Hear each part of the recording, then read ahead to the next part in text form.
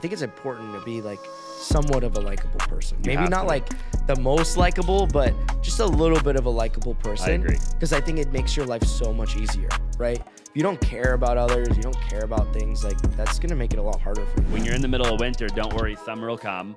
And when you're in the middle of summer, winter will also eventually come. Meaning, hey, if things are really good, at some point they'll be bad. And if things are really bad, don't worry, at some point they'll be good. The more hands you shake, the more money you make, right? I knew that like the more eyeballs that I had on me, the better off I would be, right? The more opportunity that would come my way, the more doors that would open. So I dislocated my knees like 55 times. I ended up having a heart attack when I was like, I think 15 or 16 years old. I had pulmonary embolism. This is the Kicking Ass, Taking Names podcast, and today we're here with a very special guest, another Phoenix local, Austin Zaback. Austin, how are you doing? I'm doing phenomenal, bro. How are you? I'm good, dude. This is a long time coming because I saw that we had some of the same guests in the same area. You've been doing it longer, obviously. I have a lot of questions for you specifically regarding podcasting, etc. But before we do that, brief intro. So Austin, he's wholesaled over 2,500. So here in real estate, wholesaled over 2,500 houses, has generated tens of millions of revenue. I don't know if we're in the 10 or 20 now or 30 because we're up there. Yeah. So doing pretty well. And your mentor was somebody that we've also had on a previous episode, which is Cody Sperber, clever investor. Mm-hmm. And so Austin is actually 28 years old, right? So we're the same age, which is actually a huge theme of this podcast. I'm going to put is how you wholesaled 2,500 homes by age 28. Yeah. Which is also something that I see that you use a lot in your marketing. So we've got a lot of overlays. So I think it's going to be a pretty good long conversation. So for those that are still learning about you, they can watch you, Austin Zaback Show. But just to give them an idea of who you are, could you give us like an idea? Sure, yeah, dude. Well, I appreciate you having me on, man, and I'm grateful to be here, and I'm fired up to drop any value that I can. You know, I mean, at the end of the day, I'm an entrepreneur at heart, and I like building. You know, I'm a builder, right? And I've been building ever since I was a little kid. You know, I started out, I had a pool cleaning company when I was like 8 or 9 years old, you know, and by the time I was 11 or 12, I was making 30, 40 grand a year, you know, cash. And which was a lot of money for a 12-year-old or 11-year-old. Wow. You know, and it just kind of one thing led to the next. You know, I got older. I got in network marketing. Network marketing changed my paradigm because I saw the possibility, right, in the world. You know, like as a little kid, I knew that I could do what I wanted, when I wanted, with who I wanted, because I was able to start and run a small company, right? But I really didn't see the abundance in the world until I got into multi-level marketing. And then I saw dudes that were making like 300, 400, 500 grand a month, you know, and or even more at a very young age, right? And I saw that lifestyle and I wanted that. And, you know, I kind of chased that for a little while, multi-level marketing, got out of that eventually. This is a really condensed version of the story, obviously. I worked a lot of jobs. I mean, I did construction and manual labor, you know, yada, yada. But ultimately, I ended up getting into real estate, right? And the rest is kind of history. Like you said, I had Cody. He was kind of my first mentor, one of my first mentors. And yeah, dude, we were partners at one point. You know, I bought Cody's Lamborghini when I was like 22 or something like that. And pretty cool, man. You know, Cody's a good dude. And yeah, I've wholesaled a lot of homes. I've started a lot of other companies too that I've either I still own them or I failed. And I got out, you know, I owned an ATM company and a bunch of random crap. But yeah, dude. So, I mean, let's just start off with the basics, right? So you decided to get into real estate, and how old were you? I was 18 when I got in. Right. Yeah, probably like 18 and a half, maybe, give or take. Right. Yeah. And so starting in real estate, I guess one of the first things is like one of the themes that I want to focus on today is that you have done all of this by the age of 28, right? Yeah. And you were far already on your way before even now. You were doing it 3-4 years ago. So what specifically do you think, if we could start off with this, what specifically do you think had you start at such a young age with such a clear vision and goal, where nowadays a lot of people are having shiny object syndrome? It's hard for entrepreneur to focus on one specific track. What do you think made you different, that made you be able to do, if I could say one word, focus? Yeah. Great question, man. Well, I mean, I failed. I think I took a lot of action, right? And I took a lot of imperfect action. And I think people aren't taking enough action, I don't think, in today's day and age. I think that for me, I actually wasn't really that focused in the beginning. Like it was kind of a lot of all over the place. I mean, at the end of the day, when I got into real estate, I focused on it for a couple of years, and then I kind of would veer off, right? And I would still do real estate, but it wasn't my main thing, And then it would dawn on me. I would be like, oh, dang, like I got to get back into the real estate game in a more focused type of manner, right? To your point. And I think just over time, you learn, right? You kind of course correct, and you're like, oh, like I screwed that up. I made that mistake. I did this. I did that. I lost a bunch of money, whatever it might be. Or I just wasted a bunch of time. For me, I mean, dude, I owned an exotic car rental company, an ATM company, a marketing agency, a golf cart limousine company, virtual assistant company. I mean, a wholesale company, retail company, and then I do, mortgage, insurance, title. I mean, media, blah, blah, blah, blah, blah, right? So, but a lot of that I don't do anymore, right? And in all honesty, like looking back now, again, I would never change the past. And I think anybody watching or listening, like you can't be where you're at right now listening to the podcast if you didn't do exactly what you did your entire life leading up to that point, right? So it's not helpful to look back and be like, oh, I shoulda, coulda, woulda, right? But with that being said, I think moving forward, my kind of mission right now is that if it isn't vertically integratable, if that's a word, into what I'm currently doing, then I won't touch it. Right. So like for me now, I own multiple real estate companies.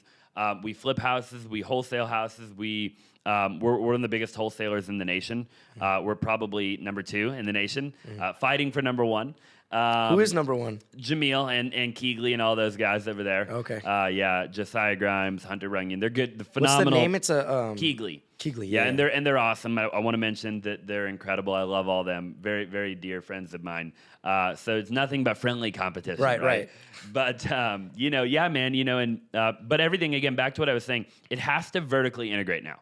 Right. So like for me now that most of everything I do it has something to do with real estate or some other vertical of real estate. Right.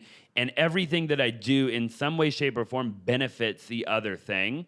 And so now, like, if you were to come at me and be like, hey, bro, let's go start a freaking candy store, I wouldn't do it right now. Yeah. I wouldn't do it, man. Now maybe in 10 years I would, but right now in the season that I'm in, like, I have to be focused to your point. And that's interesting. I watched another podcast with you, and you used that word, the season that I'm in. And that's a very interesting way to frame things, right? Like, so I could see that right now you're framing your mind as like, I'm in this season of my life. Yep. Can you explain a little bit more about that? Yeah, dude, a phenomenal question. So I think of everything as a season, right? And I think we have good seasons and we have bad seasons, right? And remember, Tony Robbins likes to say that, when you're in the middle of winter, don't worry, summer will come. And when you're in the middle of summer, winter will also eventually come, meaning, hey, if things are really good, at some point they'll be bad, and if things are really bad, don't worry, at some point they'll be good. Nothing good lasts forever, and nothing bad also lasts forever, right? And so for me, it's a really helpful thought, right? Because we can be on the valley or we can be on the mountaintop, and we have to be humble no matter what, right? We're gonna for sure be humble when we're in the valley, but when we're on the mountaintop, we better be humble too, because there's another valley coming, you know? And it's just the reality of the world we live in, right? And I think that we go through different seasons of life, just like summer, winter, fall, spring, right? We go through that in our life, and every season is going to look different, man, and we're going to prioritize different things. And in one season, you might be really focused on your relationship or your faith or your spirituality or your fitness. And in another season, you might not be, right? And I've been through a lot of different seasons, as have you, I'm sure. But this is really a season where I'm grinding, right? And I'm building and I'm laying the foundation, right? To really build. I mean, dude, I have 75 employees right now, right? It's a lot to manage. It's a lot to manage, right? And we're nowhere near where we want to be, I shouldn't say employees. I mean, that's a combination of different types of people. Some are W-2, some are 1099, blah, blah, blah, right? But yeah, dude, we're in that season right now, right? So, like, I got to be focused, dude. And it's funny because you see so many parallels when you see somebody who's like the same age. When's your birthday? May 26th. Okay, so I'm actually February, March, April, May. Yeah, a couple months older than you, 3 months. So my birthday's February. And so I can see the parallel, like we're around that same age group. And it's just crazy because I've interviewed people, and I interview people who are older, interview people who are, middle-aged or younger. And it's so crazy to see we all kind of follow this life path, right? Like 28 to 32, like every guy's talking about the same thing. Like 32, 35, like adjusting to like a longer term, maybe like a family life or whatever. I mean, some people do it in different time frames, but it's interesting to see that. I just wanted to make that comment because I just have never I don't have too many people who are like the same exact age as me. But the other thing is, okay, so you went from real estate, you have a YouTube channel. I do. You've been into Zaback Media, you're doing media as well. So here's the question. You're in real estate. Why did you decide to go into media if you've already been you're financially stable, more than financially stable. So why go media? Well, media, you have to do, no matter what you do, I think you should do media, right? So I think if you're a landscaper and you're watching right now, or you're a pool guy, or you're a termite guy, or you're an insurance guy, or you're an MLM guy, whatever kind of guy or gal you are, you're a marketer at the end of the day, right? I don't care who you are. I was messaging a dentist on the way here, and he's one of the best dentists in the valley, right? He does the veneers for all the big names. That I think he did Morton. I'm not sure, but every big name they go to him, right? And he's a good marketer, right? At the end of the day, he's a good marketer. Why would you go to that dentist? Because he's a good marketer, right? And so I think that some people think that they don't need to do marketing for the whatever type of life they're trying to live. But the reality of it is, I think that there's really not very many things that I think that you could do where marketing wouldn't apply, right? So I knew that, quite a while ago, and I knew that I had to get good on camera, and I had to get good at providing value, right? And because I knew that the more hands you shake, the more money you make, right? So I knew that like the more eyeballs that I had on me, the better off I would be, right? The more opportunity that would come my way, the more doors that would open, et cetera, right? So dude, I integrated media. Now we have like a full media company, and we actually have like clients and people that pay us, and we do kind of a similar thing that you're doing here, right? But I'm also a client of my own media company, right? And so my media company I'm the number one client, right? Right. Like, and that's obviously really important to me. Yeah. Here's a really interesting. I just thought of this question actually. Is if you're in media, right, and you're in media, I'm in media, we're in media today, and I think a lot of people are going that direction. What's going to make you different? Mm-hmm. And I think it's, a part of it is niche, right? Or a niche, and that's you're niching down to whatever. So yours, real estate, you might be in a specific market. So what is your suggestion? Something you've built a presence, and you've had a lot of success in that area as well. And you could tell, like, I think anybody could tell, like, okay, like Zaback's on his media, like he's on his stuff, right? Yeah. So what is your like advice for that? Well, I think it's just you got to be consistent and provide value, right? And you just got to do it for a really long period of time. I think when you look at the Gary Vaynerchuks and the Grant Cardones and Ed Mylett or Lewis Howes or Diary of a CEO, Stephen Bartlett, we think like they've been doing it for a really long time and they provide a ton of value, and I think that at the end of the day, that's what it's all about, right? I think you just can't quit. You can't give up. You have to do it. It'll probably take a decade or two. To really it'll take the rest of my life and the rest of your life. But really, like, dude, it's kind of just like 2 + 2 = 4, right? Like, you will eventually get there if you just keep doing it, right? And I think I was telling you before the show, like, I had a chance to talk to Lewis Howes a little bit, and I was like, dude, what would you give me, like, in terms of advice? And he's like, dude, you just have to do it for a decade, right? And he's like, you have to do it every week for a decade. And I was like, oh, okay, like pretty simple, right? Yeah. But he's like, yeah, but most people won't do that. Right. He's like, I could tell that to 100 people, and 99 of them won't do it. Right. 99 of them will do it for a year. They'll do it for half a year. They'll do it for maybe 2 years, and they'll fall off, right? Right. And he's like, with me, he's like, I didn't miss a week for 10 years, right? He's like, I never missed an upload for 10 years. And now he's at episode 1400, and people know who he is, right? Yeah. And I think it's going back to that theme that I think is really big online today is mastering the mundane, right? Mastering the mundane, doing the things that you need to be doing. A lot of times action is going to be the only thing that really takes. You could read, you can only get so far reading. You'd only get so far with online education. But if you're out there taking action, honestly, I would say even the smallest action would be a lot better than taking a ton of knowledge and then just you're stuck in your analysis paralysis. So I think what I wanted to ask you next was podcasting, right? So we're both running podcasts. And you had a previous podcast. I think you revamped it or rebranded. And so now with your new podcast, like what's the motivation for a podcast? Because I want to ask you some questions about podcasting specifically. Sure. But yeah, like why'd you start it? You meet people, right? I think that's a big one. It's a phenomenal opportunity to reach out to somebody and get them in the room with you. But you're providing them value by the sheer fact that you're going to put them in front of your people, right? So I think that is obviously a huge reason why anybody should probably start a podcast. Another reason is that you and me can have a conversation. When we think of media, we think of content, right? How much content can I put out into the world, right? And we think of like the big people who put out like 5 pieces of content a day, 10 pieces of content a day, right? It's like, okay, well, that's a lot of content. Like, how am I going to put out that much content, right? And one way that I think people could do that in the beginning is that you can film an hour-long podcast like we're about to do right now that'll give you 20 pieces of content or 10 pieces, however many pieces of content. It'll give you a lot of content though, right? Because you can chop it up and chop it down, and it'll go on TikTok, and it'll go on Instagram, and it'll go on YouTube, and it'll go on Facebook, and it'll go everywhere, right? And maybe now even Twitter or X, So I think that is another big reason. So reason one, big people, big names, get in the same room, have a conversation with them, talk to them, right? Number two, you get a lot of content from it, right?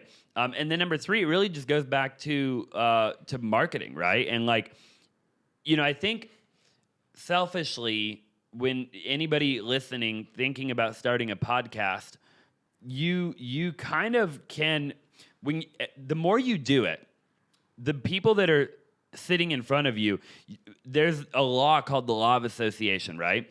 And there's also perception is reality. We've all heard that, right? So if perception is reality, then that means that the bigger the names that I'm sitting down with over the course of time, people will perceive me to be on the same level that the people I'm talking to are by the sheer nature of human nature, right?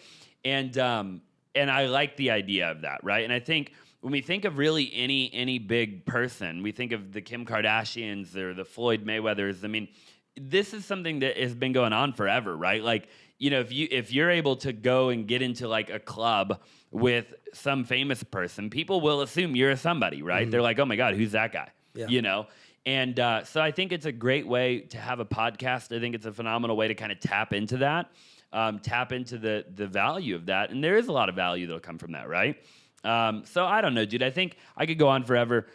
Podcasting is great. Again, not easy, not simple, but phenomenal, right? I think very difficult. Like there's a whole operation here, right? Costs a lot of money. I spend a ton of money on doing the podcast and everything that we do, but it's totally worth it, dude. And that's actually one of the things, when I started, I didn't know what I was doing, and I reached out for help to get it. So renting out the studio, working with AZ Pod Studio, shout out to them. Now I've been doing this for a while, and I noticed that association, like the associations are so key, and the mentality that I get, because one thing we don't realize before you start listening or you're forced to listen is how much we don't listen, right? But when you're sitting in front of somebody, you're like, and you're doing a podcast, you have to listen. You have to. Which is crazy because you could be in front of somebody worth a ton of money your whole life, and you could be like kind of listening. But when you really start listening, there's so much value people are giving. And that's one of the best benefits I've ever gotten. Like in 1 year, like my mindset has definitely exponentially grown, and now I'm addicted to that. Yeah. I'm like, how do I get, like right now, my biggest inspiration is like how big of the guest can I get? How emotional can we get in the conversation so we can get some real Value. conversations and real value? Because I think also it's the world today, and there's all this stuff online, and then there's positive and negative, and you're going to contribute to one side or the other. And I'm definitely going to contribute to the positive side, right? Like, I get it if you have your own life, whatever has gone on in your life in your past, whatever. But when you're like moving forward in your life and you want to have if you're a forward-thinking person, you got to put your best foot forward. You got to show your best side. I think that's a lot of times what's crazy online is like, it's like this whirlwind of like how many views and clicks and whatever. But for podcasters, it's more of, I think if we deliver value, it's going to come back in karma in a good way. And so I want to ask you, like, first off, as a podcaster, right? What's one conversation that you had that completely just like shifted you in a perspective? It's tough, dude. I know there's a lot of them. Yeah, there's not a ton. I think I've done about 90 of my new podcast. Dude, like you, we've been very blessed. I've had a lot of big names. You know, we've really talked to some cool people, man. I think the commonality that I find and that I think I've loved so far about podcasting is really being able to see in real time that nobody's got their crap together, right? Like, I think it really is there's something so special about that to me, right? Because I'm very hard on myself and I'm like a perfectionist. Like, I am like, dude, my own worst critic, you know? And being an interviewer, talking to men who have made millions, tens of millions, hundreds of millions, very financially successful men and women on my podcast, or like they're very health oriented or whatever, right? And almost 100% of them, at some point in their life, they have hit freaking rock bottom, right? And they have lost all their money, and they freaking somebody got cheated on. I mean, crazy stuff that you can't, like, you can't even make that crap up, right? And it is common with literally 100% of everybody. Nobody just like linear. Like, nobody's line was linear getting to wherever they're at today. It was very much like up, down, you know? And I really, man, I love that about podcasting. So to say that there's one conversation in particular, I don't know that I could, because I've had a lot of phenomenal conversations. But yeah, man, I love the commonality of that. So going off of that, what do you think is your toughest? Like, what's been the toughest part of your life? Mm-hmm. Yeah, dude, I think that I've had many tough points in my life, you know? I mean, when I was growing up, you know, even, right? Like, I grew up with my grandparents, you know? So I grew up in the garage, right? At my grandparents' house. You lived in the garage? Or? Yeah, Okay. Yeah, I mean, we had like a wall, an AC unit, kind of like the one above the door over there, but so it wasn't like 120 in there. Yeah. But, you know, yeah, dude, I mean, that was tough, right? My parents were divorced, and, you know, I was just a kid, and you know, you never really understand the whole kind of thing, right? And then growing up, you know, just like bullies, and you know, I had a bunch of like knee problems. I dislocated my knees like 55 times between Sports? the two. Yeah, just a bunch of random crap. Yeah, and once you dislocate something one time, then it'll kind of continue to happen. So I have very bad knees. I ended up getting a couple knee surgeries. I ended up having a heart attack when I was like, I think 15 or 16 years old. I had pulmonary embolism. It went to my lungs. So how did that happen though? just from the knee surgery, you know, lack of movement, whatever, blood clot went to the lung. Yeah, you know, so that was tough. And then you know, really just the whole thing, dude. I mean, like, I worked a bunch of jobs that I hated. I did construction, I did air conditioning, everything you could imagine, right? And then I bounced around a lot. I mean, dude, I've made millions and lost millions at least 3 or 4 times, you know.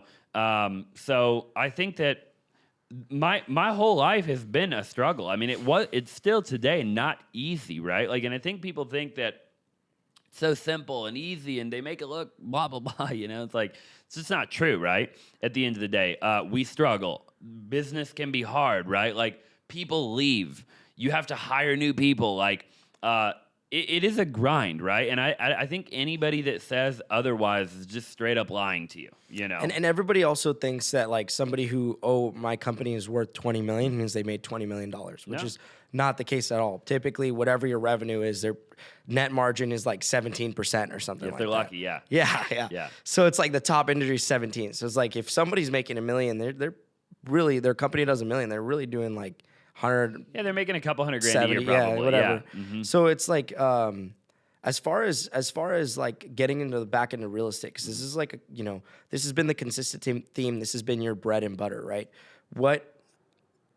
First off, what got you, like, I know I asked this, but in a different way, what got you into real estate, like the opportunity, right? And then a lot of people who follow you or who might see this might be interested in jumping into real estate. What are your thoughts on the market right now? Yeah. And we'll go from there. Yeah. I mean, I fell in love with the idea of wholesaling, right? Wholesaling is where you're getting a property under contract and then you're essentially just selling the contract to a cash buyer, right? So you're assigning the contract, okay? To keep it simple. So I liked the idea of that because I didn't need credit. I didn't need a lot of money at the time. I didn't need to really know anything about anything. I just kind of needed a work ethic, right? And if I had a work ethic, I knew I could make a lot of money. And I fell in love with that, dude. And I realized that, I could build a real company out of that, right? And now we wholesale about right around 15 or 20 houses a week right now. So I think you guys are doing like 3 a day? Or yeah, two to three? 2 to 3 a day, yeah. Sometimes more, sometimes less. We average about 15, I would say, a week is our average, right now, at the time of filming, right? During this, because right now people who are watching this is 2023, the interest rate went from 3% to 7%. Yep. So how's that affected you? How's that affected the wholesale market? Well, dude, I mean, and to be clear, I own a wholesaling company and then I have a retail company, which is separate from that, a retail real estate where we have traditional agents, right, realtors. And then I also have a flipping company, et cetera, right? So with the wholesaling company in particular, I think a lot of people think that they have to get into like creative finance. And I love creative finance and I love Pace Morby and everybody, right? But you don't have to. I think that, again, I love sub 2 and doing innovation and getting all creative and doing a rap and all that. Like we do that, right? But we still wholesale more than anybody. Well, we're the second biggest, right? I think there's no leaderboard. But wholesaling, man, look, you need a seller and you need a buyer, right? And you'll never be able to convince me, and a lot of people will try to convince somebody, right, that wholesaling doesn't work in a particular market. There are 142 million houses in the U.S., okay? And if even 1 or 2% of the houses in the U.S. were distressed, right, or the human was distressed, because you can have a distressed house or a distressed human or both, right? And then there's opportunity, right? And then if you've got investors, look, investors always want to put their money somewhere, whether the interest rate's 3% or 18%. I mean, my grandparents bought their house at an 18% interest rate, right? And I was just talking to him the other day. My grandpa's like, I'm like, Grandpa, like when you bought they still live in the same house, right, in Gilbert. And I'm like, what interest rate did you get it at? He's like 18.5%. Right? Right. So he's like, dude, they're low right now, right? So it's all perspective. We got spoiled at a 3% rate. We'll probably never see that again, or it'll be a while, right? Maybe we'll see a 4 or 5. I don't think we'll see a 3 anytime soon. But dude, buyers are always gonna buy, right? So you have to look at it and you have to ask yourself, where are you not understanding the equation here? Mm-hmm. Like, are you not getting the deal cheap enough? Are you not giving it to the right buyer? Like, where, because I think a lot of people are struggling and we're not, right? And we never have, and I don't believe we ever will in that regard. I do believe that we'll have to be nimble and we'll have to pivot, and we might need a different set of buyers or a different set of sellers, and we'll have to definitely be nimble. If a market is crashing, then yeah, you're going to need the house at a way cheaper value, right? And you're going to need to sell it to that buyer significantly cheaper than you would if the market was trending up, right? But it doesn't mean the buyer's not going to buy it. Even if the market was trending down at 10% a month, well, that just means that buyer's going to want that deal 40 cents on the dollar or 30 cents on the dollar, depending on where you live, right? So you're saying, okay, this is where most people say in investing, the money's made on the purchase, yeah, not on the sale.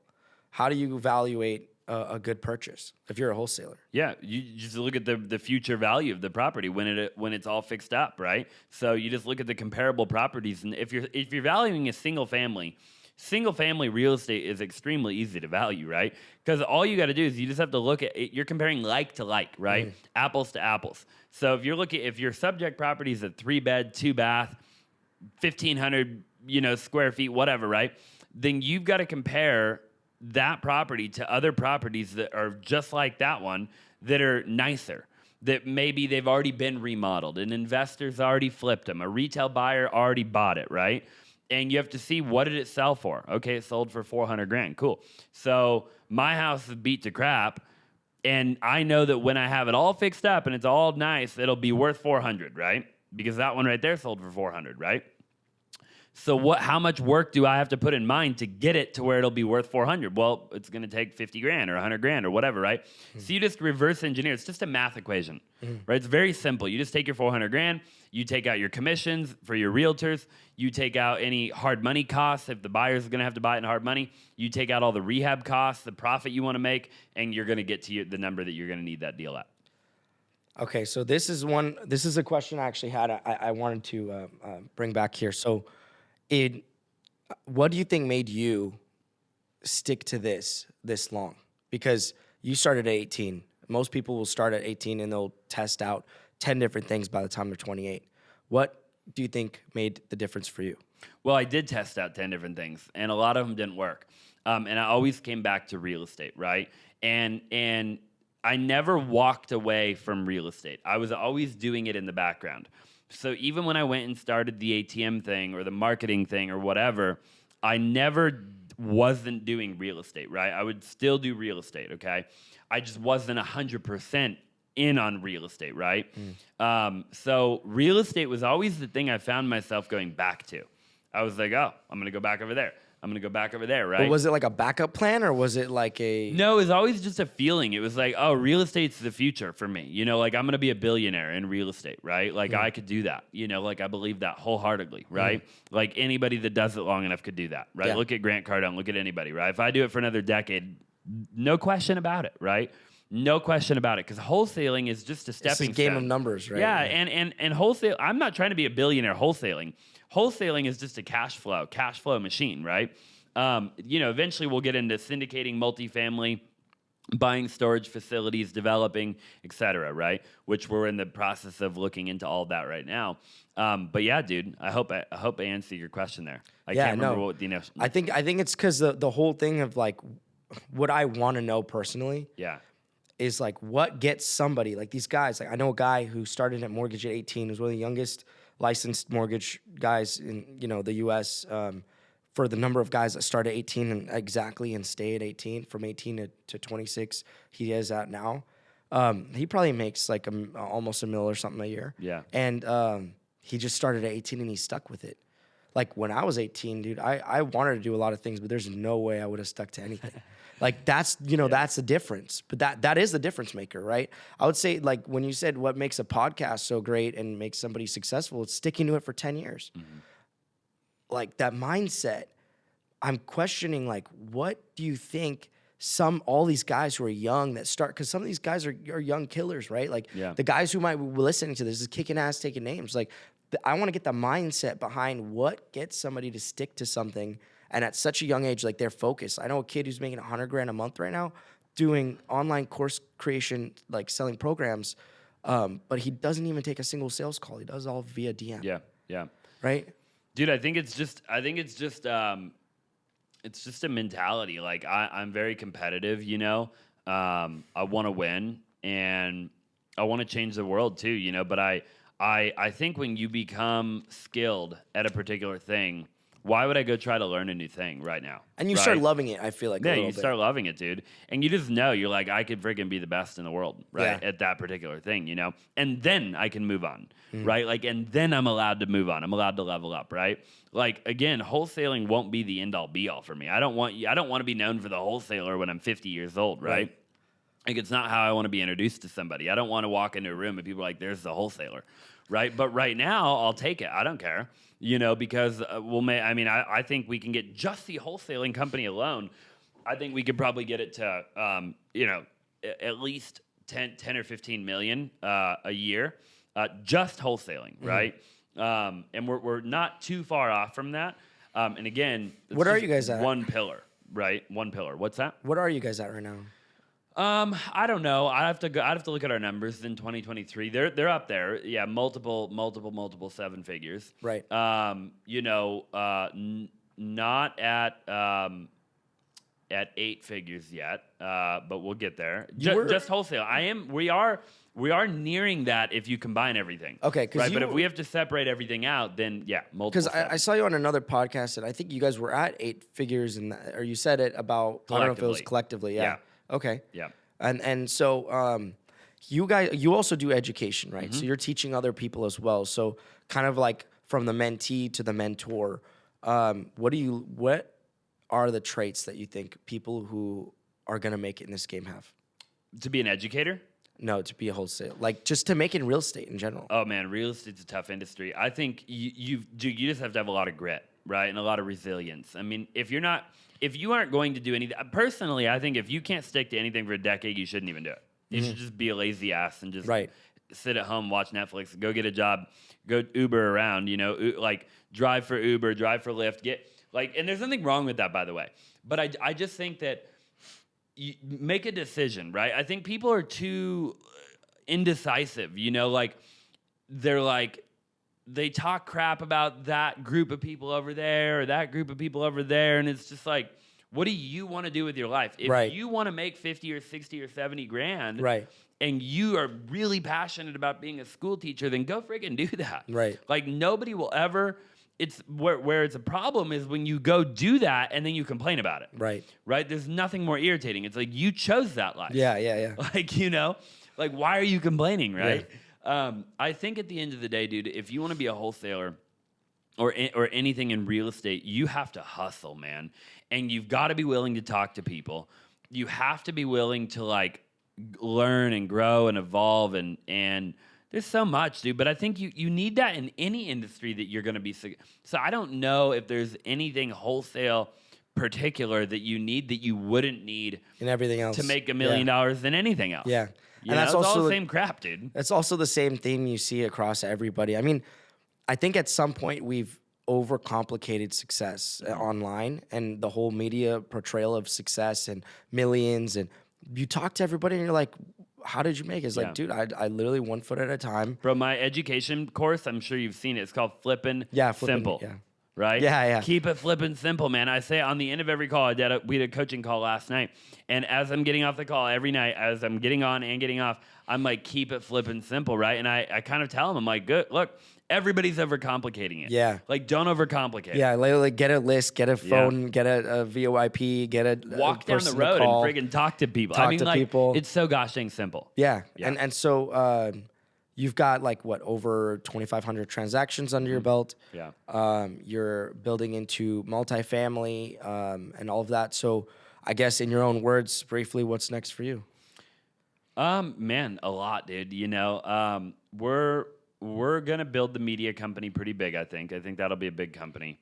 I think we could probably do 20 million a year pretty easily with media. Like through what avenue are you doing? Like, multiple different avenues. Media is there's a lot. Such a green. Yeah, it's like a green field right now. This is one avenue, but you've got to have a bunch of physical location to do. So I think it's not infinitely scalable. I mean, I guess technically it could be, but I think you're only going to make a certain amount of money from like renting out a podcast space and doing. We are doing that, by the way. I just don't think you can't make 20 million a year doing that. I mean, unless you were like, you had real estate all over the country and you were able to duplicate the process. If it was like a franchise kind of thing, then maybe, which could be done. I'm not saying it couldn't, somebody listening actually, should probably that's actually go do that. A really good idea. Franchise the studio, create a standard operating procedure, Right. hire employees You know nationwide. who should do it? These Yep. guys should do it. Right. They're good. So it could totally be done. You'd have to have it really dialed in, though. Yeah. Right? To franchise anything, you have to have your systems and your processes have to be Yeah. completely duplicatable, right? So that's actually my family background. My Yep. father runs franchise restaurants, and so being in that, you see like, okay, if they've got like the vendors and they're like MBM or whatever food, and then they've got all of their routes, and they just say like, hey, when you order, you're going to use these vendors. Yep. This is who the franchise partnered with. I think they'd have to do the same thing, right? Like you They create would. systems in place. Franchise is more about operations. It is. Totally. If you can make a duplicatable process, you can franchise, technically, right? I mean, it's obviously more complicated than that. But yeah, dude, I think a lot of it is like, editing is one, right? Like you were saying, like content editing. I think AI will probably replace that eventually, though. Eventually, yeah. I think there's a lot of other crap though. Like running ads and stuff for people is a big one. That'll be huge. Like partnering up with like different product, like educators, and giving them a deal, saying, "Hey, you're good at what you do. We'll build your education product for you. Right. We'll build the platform. I think that's actually a big one, is building somebody's media for them, Yes. because they don't want to do it. We're and they're starting to willing do to that. pay. They're willing to pay like Big because money. they don't want to do it. Yeah. Well, they'll give you equity, right? Which is really what you'd be Really, after. yeah. So we'll do like equity plays with people, where it's like, hey, you're really good at knitting. Like, it's just a stupid example, Yeah. right? Like, you're not a good marketer. You're not good at sales. You don't know how to build the whole freaking machine, but you're a great knitter, right? And we just want you to do what you do best. So why don't we create an entire course around what you do, and we're going to make it a high-ticket product. Right. We're going to bring in the marketing, the sales, the branding, the whole shebang, right? We'll even bring in people to help you with fulfillment. All you have to do is be a good knitter, Be the face. and be the face, and do it. And we're gonna even feed you the script. Like when we need an ad from you, we'll have our copywriters come up with Yeah. everything, right? You're just gonna do what you do best. You're gonna teach what you know. You right? know, that reminds me of this one story. There's a lady in Mexico who does gardening. Okay. She just started this little gardening channel. They recorded it. This lady's like one of the biggest YouTubers right Dude, now. I believe it. She's huge, and she makes like the amount of money they make is insane. Dude, there's so much stupid. There's a guy out there on YouTube right now. I forget the channel, and I think he's making content about like stuff that you should be taught by like your dad, right? And they're massive, right? Like he'll teach you how to do an oil change. He'll teach you how to freaking shave your face. There's these like crazy channels out there. There's a guy on TikTok right now that's going viral. My fiance told me about him, where he just has dinner with you on TikTok. So like he'll make dinner, and then he'll put his camera up on his dinner table, and he'll make you a plate, and he'll put your plate in front of the camera, and he'll sit down. And as he's eating, he'll just ask you questions. And then people just do the little reaction stitch to And it. no, people just like, imagine if you were single, right? And every night you went home and you had dinner by yourself. You just sit down and you turn this guy on, and you put your phone up, and he's asking you questions, and you just sit there and answer him. Yeah, that's wild. It's weird, right? It's really weird, but like, dude, the guy's like really viral. Now there's like those NPC things where like Yeah. they'll tip them. It's like if they get tipped like this little picture of something, it's like a $2, and then the person will do this like expression phrase or whatever. Yeah. That's ridiculous. It's But wild, bro. now thinking about media, I do have one question because I'm a fan. Yeah. I love Vitali, bro. Like you had Vitali Yeah. on. How'd you get Vitali, and like how was that? This is cool, dude. I almost didn't post that one Because it was controversial. Yeah, bro. I mean, yeah. don't get me wrong. I'm about I'm down for the get down when it comes to stirring the pot, But at the end of the day, man, like it was. Have you listened to the whole thing? I haven't finished the whole thing, dude. Dude, it was really controversial, bro.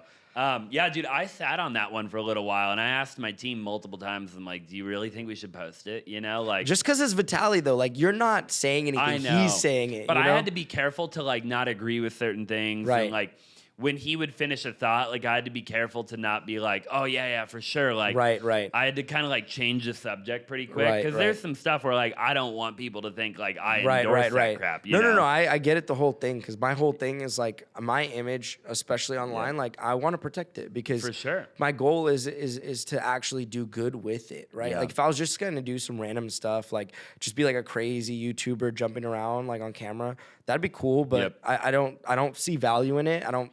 Like for me, I like these conversations because I've always been that person where I'm like, cut the BS, like cut the small talk. Like I want to talk what matters, what's really pressing, what's pressing you emotionally, or what's financially going to take you to the next level. Those are things that I've always been interested in. And I think that with the same thing with like this, everybody I talk to right now, they're all on that same mind track where we're all going the same place. We're all going the same way.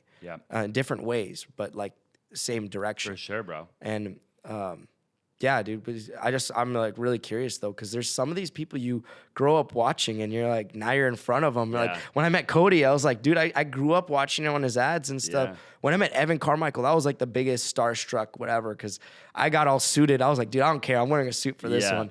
And that was cool, man. I love that, dude. How'd you get Evan? Dude, I ran into him at a breakfast really place. Yeah.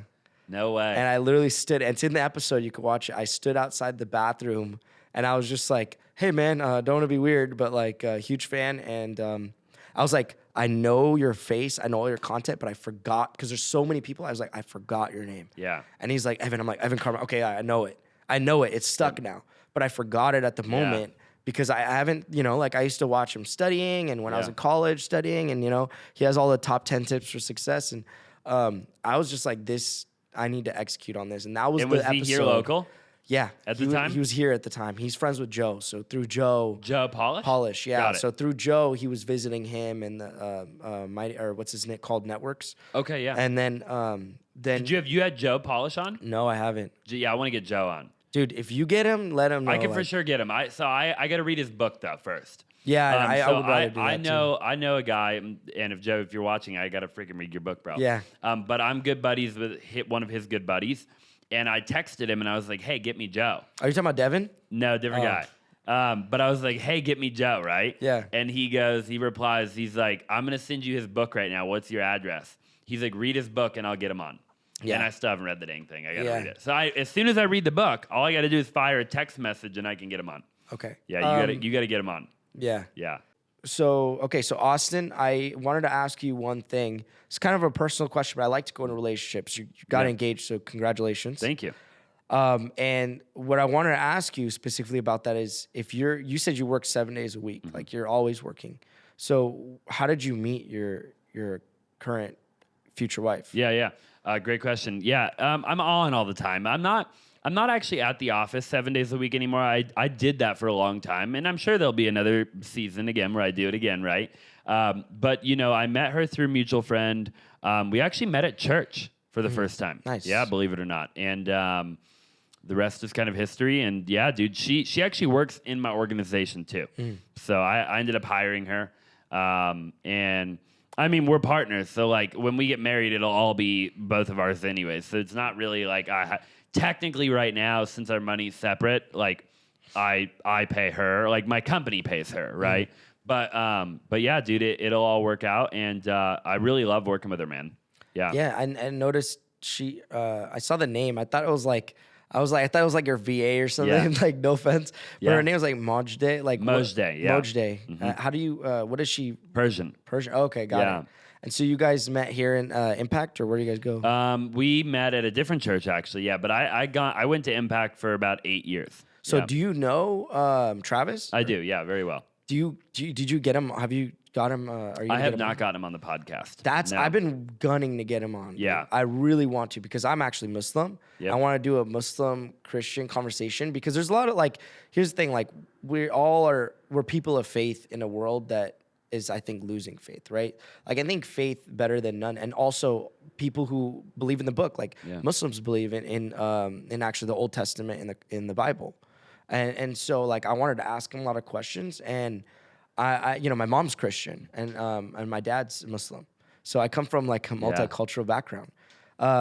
But I was just really interested in asking about that, like your personal life, and so going into that, what's like, how do you balance right now your organization, everybody, and then also just like your current and future aspirations? You want to be a billionaire, sounds like. Yeah, one day. So like, what's your how are you balancing like your energy and your time right now? You just do the best you can, I think, every day. You know, I try hard to be disciplined and to keep a routine, to follow that routine, and I fall off. You know, I'm not perfect, right?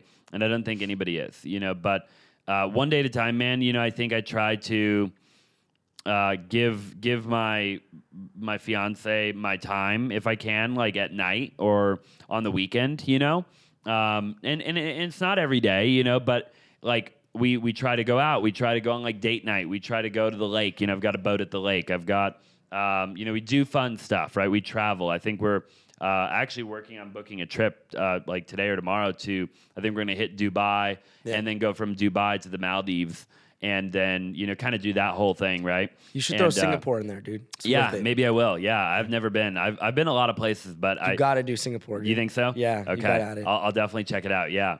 So yeah, dude, I just think you have to, there is no like perfect formula, right? Like again, it goes back to like what I was saying earlier about like interviewing all the people on my podcast, right? Like everybody's got a different kind of variation to like how they do what they do.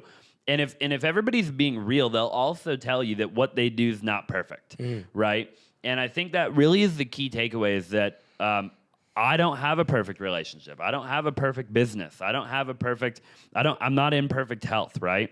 Like I'm just doing the best that I can every day, trying to get a little bit better every day.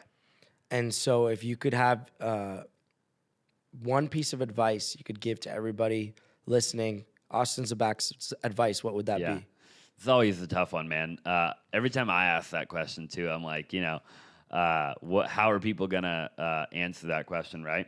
You know, dude, I think in life you just have to keep going, right? Like, just keep on keeping on, man. You know, in whatever it is that you're pursuing, whether it's your health or your relationship or your spirituality or your work, you can't fail if you don't quit, right? And I think, you know, looking back at me, like I didn't go to college. You know, I didn't do good in high school. I didn't do good in middle school. I didn't do good in elementary school, right? I grew up in a pretty broken family, I would say. I had a lot of trial and tribulation, you know, growing up. And here I am, you know, whatever that means. But here I am. And I've done some cool stuff. I've driven some cool cars. I've been in Nicaragua. I've built houses for people. I mean, I've done a lot of crap at 28, right? And all I can really attribute that to is just keep on keeping on, right? Like I just kept going. You know, like you would try to tear me down, it wouldn't work. I would just keep going, right?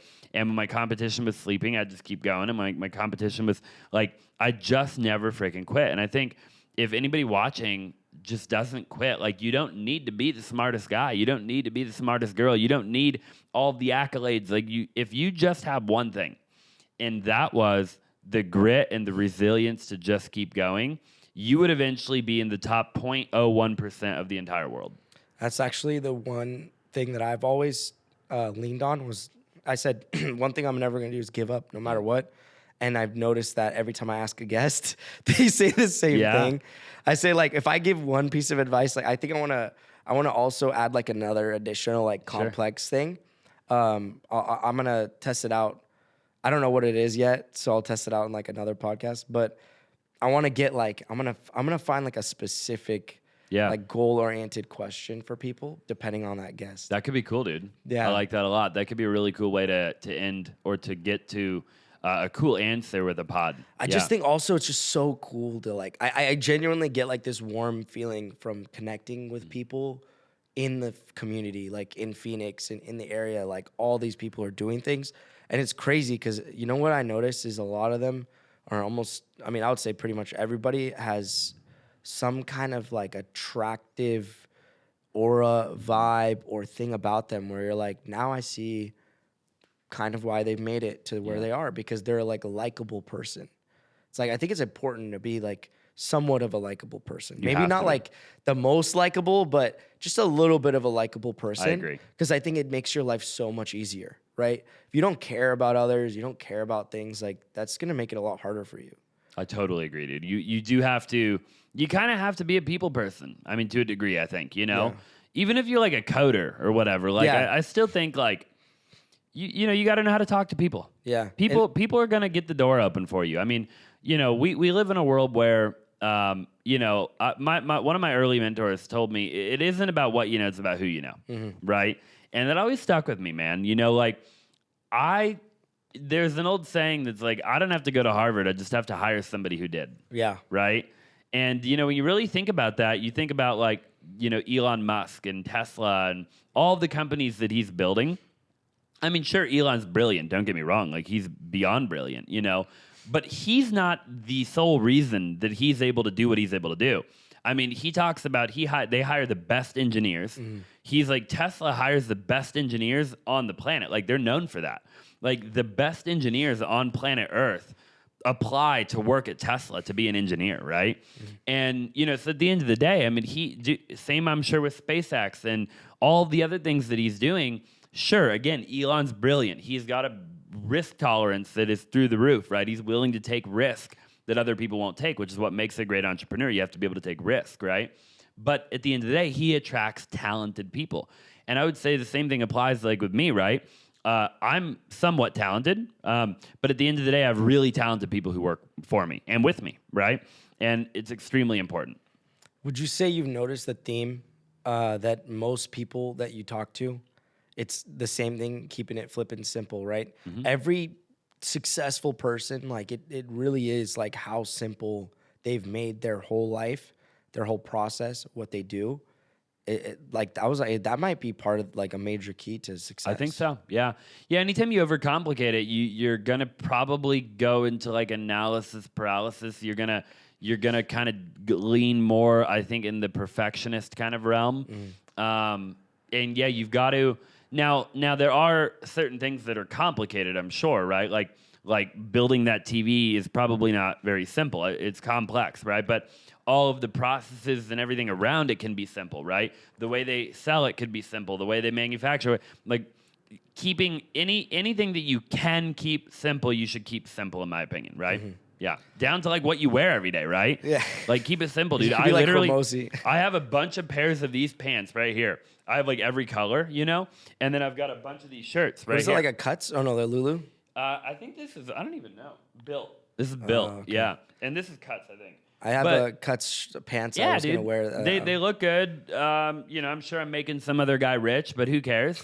I'm not gonna get into the apparel world right now, right? Yeah. And yeah, dude, they fit. I know every morning is really simple. I can just kind of like pull a shirt off the rack and try to match it to the best of my ability. And I mean, I'm out the door in like a minute and a half. You know. Nice. Yeah. So, is there any last things? Man, just get out there and grind. You know, get out there and grind. If you're young, make mistakes. You know, I think if you're young and you're watching, man, especially you have to fail now, right? You can't afford to fail when you're 35 or 40 or 45 with a family and your wife or your husband's yelling at you and telling you got to put freaking food on the table and there's too much pressure at that point, right? And now you're going to get on the rat race and you're not going to be able to do it, right? Or you're not, it isn't going to feel like you're able to. You can do it at any point in your life, technically, right? But it'll feel much harder the later on in life you attempt to pursue success, right? So if you're young, I think you have to try new things. You have to get out, figure it out, like fall flat on your freaking face. Like, and you know, remember, to be great at anything, you have to at one point suck at it, right? Nobody who's great at something started out great, right? Whether it's LeBron James or Michael Jordan, whatever, right? At one point, they couldn't freaking dunk. They couldn't make the shot, right? And then they got good eventually. So you got to start somewhere. You got to fail. You got to learn. You got to grow. You have to evolve. Nice. All right. Well, with that, dude, I appreciate it. I appreciate the time. This is Kicking Ass, Taking Names podcast with Austin Zaback. You can find him on YouTube, at Austin Zaback, or his show, The Austin Zaback Show. Yep. And also follow him on Instagram. And then, guys, send a like, subscribe, everything, because we will be getting even bigger and bigger and bigger every day. and we're gonna do some really cool stuff. So appreciate it. Thank you. Appreciate it, bro.